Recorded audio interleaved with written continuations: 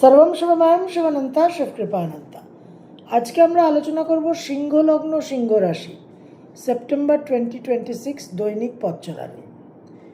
তো সিংহ লগ্ন সিংহ রাশি 1 সেপ্টেম্বর 2026 গ্রহ সন্নিবেশ কি থাকছে সেদিকে একটু নজর দেওয়া যাক। আপনাদের লগ্ন রাশিতে থাকছে সক্ষেত্রস্থ রবি, বুধ আর কেতু। সেকেন্ড হাউসে কন্যা রাশিতে নিচস্থ শুক্র, সপ্তমে কুম্ভ রাশিতে রাহু, অষ্টমে মীন রাশিতে বক্রী শনি, নবমে চন্দ্র মেষ রাশিতে, একাদশে মঙ্গল মিথুন রাশিতে, দ্বাদশে কর্কট রাশিতে তুঙ্গস্থ বৃহস্পতি। এই গ্রহ সন্নিবেশ দিয়ে আপনাদের পথ চলা শুরু।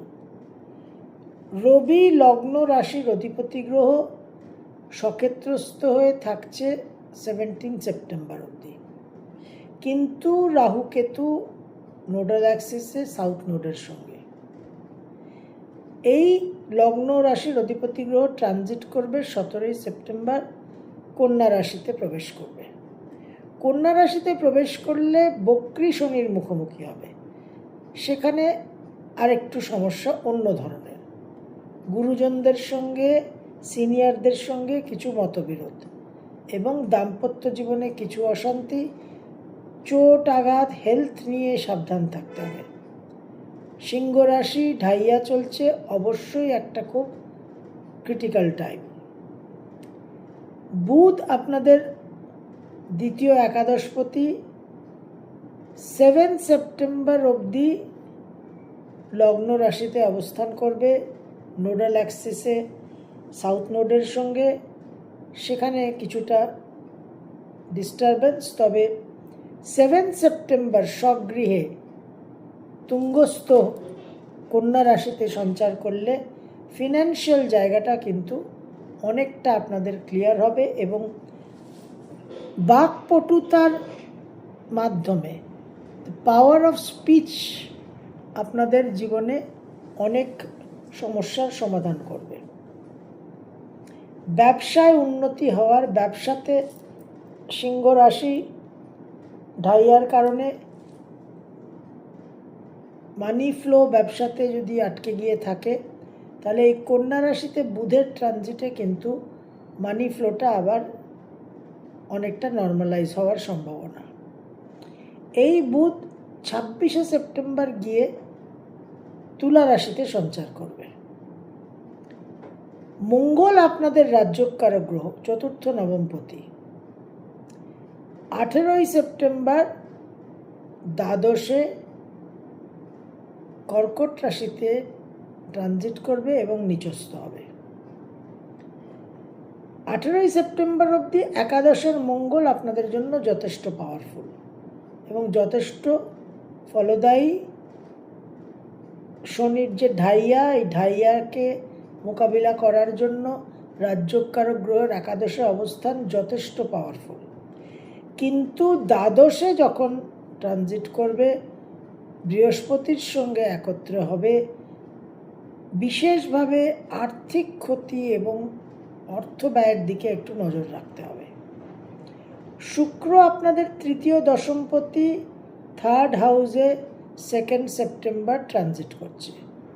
নানান রকম যোগাযোগ, কানেকশন, ভ্রমণ, নিজেদের আপগ্রেড করা, অনেক কোর্সে ভর্তি হওয়া, স্কিল সেটস ইমপ্রুভ করা, এই দিকে আপনারা সাকসেস পাবেন এবং গৃহ পরিবর্তনের যোগ প্রবলভাবে সৃষ্টি করছে এই শুক্র।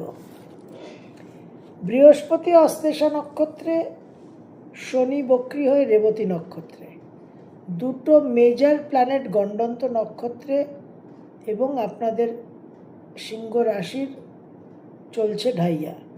সুতরাং প্রচুর কার্মিক রিশাফলিং, জীবনে অনেক ওলট পালট পরিবর্তনের সময়। রাহু কেতু যথারীতি আপনাদের লগ্ন সপ্তম দিয়ে ট্রানজিট করছে। 4 সেপ্টেম্বর জন্মাষ্টমী। ওং নমো ভগবতে বাসুদেবায় একটি মন্ত্র, ওং কৃষ্ণায় বাসুদেবায় হরায় পরমাত্মনে প্রণত ক্লেশনাশায় গোবিন্দায় নমো নমো আরেকটি মন্ত্র অতি অবশ্যই আপনারা প্রয়োগ করতে পারেন।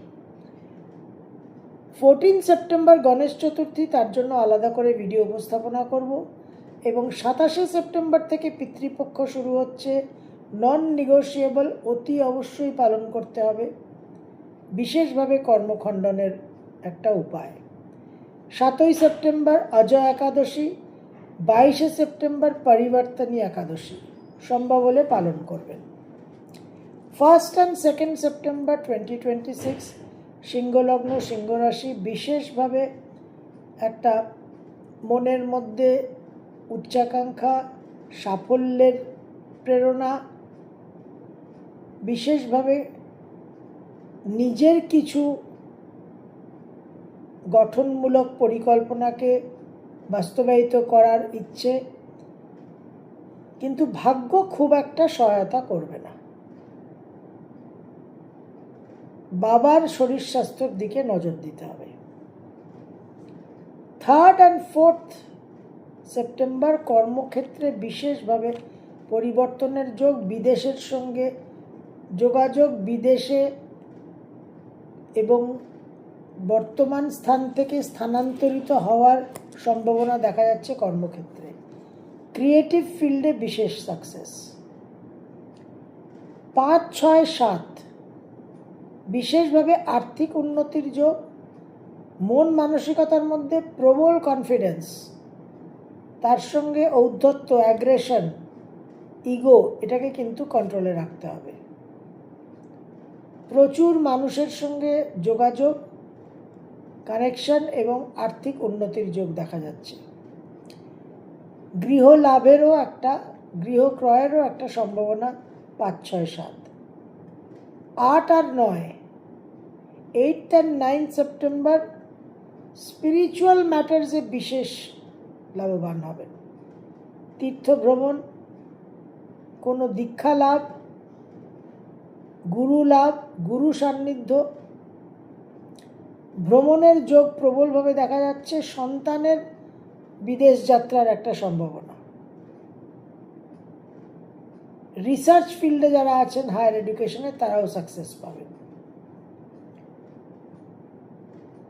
10 আর 11, 10th and 11th মন মানসিকতার মধ্যে একটা ডিস্টারবেন্স থাকবে, শরীর স্বাস্থ্য নিয়ে কিছু অসুবিধে হতে পারে, দাম্পত্য জীবনেও কিন্তু সমস্যার সম্ভাবনা। 12 আর 13, 12th and 13th সেপ্টেম্বর মন মানসিকতার মধ্যে বিশেষভাবে চাঞ্চল্য থাকবে। ফিনান্সিয়াল ডিসিশন নিতে খুব সাবধান। আকস্মিকভাবে দাম্পত্য জীবনে একটা বড় রকম দূরত্ব তৈরি হয়ে যেতে পারে। ব্যবসা ক্ষেত্রে গুরুত্বপূর্ণ সিদ্ধান্ত নিতে সাবধান। 14 আর 15, 14th and 15th সেপ্টেম্বর বিশেষভাবে ভ্রমণের যোগ দেখা যাচ্ছে। কর্মসূত্রে বিদেশ ভ্রমণ, কর্মসূত্রে বিদেশে স্থানান্তরিত হওয়া, নানান রকম ক্রিয়েটিভ ফিল্ডে আপনারা সাকসেস পাবেন। মন মানসিকতার উপর একটু বিভ্রান্তিকর প্রভাব থাকবে, একটু অনুশাসন, ডিসিপ্লিনের মধ্যে নিজেদের রাখবেন। 17, 18, 16, 17, 18 পারিবারিক সুখ শান্তি কিছুটা বিঘ্নিত হবে। মন মানসিকতার মধ্যে একটা রাগ, ক্ষোভ, দুঃখ, কষ্ট অনুভব করবেন, কিন্তু সব রকম সমস্যা, সব রকম ক্রাইসিস থেকেই আপনারা উত্তীর্ণ হতে পারবেন, সব রকম সমস্যারই সমাধান পাবেন, গুরু সহায় থাকবে। ইনিশিয়াল সেটব্যাক হলেও ফাইনালি কিন্তু আপনারা লাভবান হবেন। মন মানসিকতার মধ্যে একটা মানসিক অশান্তি 16, 17, 18 আপনাদের ডিস্টার্ব করবে। 19 আর 20 সন্তানের জন্য শুভ, ক্রিয়েটিভ ফিল্ডে আপনারা সাকসেস পাবেন। 21, 22, 23 বিশেষভাবে জীবনে কিছু পরিবর্তনের যোগ দেখা যাচ্ছে। গৃহ থেকে দূরে যাওয়ার যোগ, বিদেশ ভ্রমণ, ব্যয়বাহুল্যতা, আকস্মিকভাবে জীবনে একটা বিশেষ পরিবর্তন,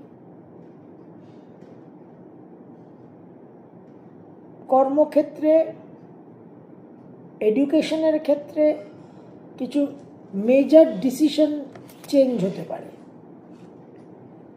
24 আর 25 ভ্রমণের যোগ, দাম্পত্য জীবনে কিছু অশান্তি,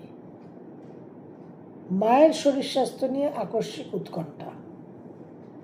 26 আর 27 ইমোশনাল সেন্টিমেন্টাল মাইন্ড ভীষণ স্ট্রং থাকবে, আবেগপ্রবণ হয়ে কোনো সিদ্ধান্ত নেবেন না, জল থেকে সাবধান, দাম্পত্য জীবনে বিশেষ